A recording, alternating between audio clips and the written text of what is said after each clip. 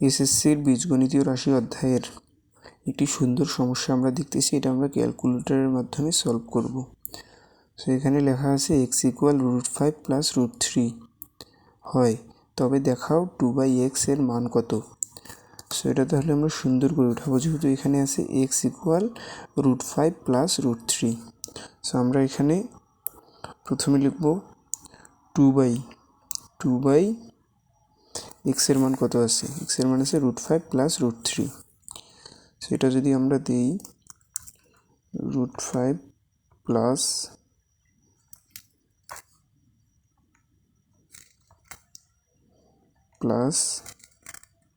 √3, তাহলে অ্যান্সার আসবে √5 - √3। তো এখানে হবে √5 - √3।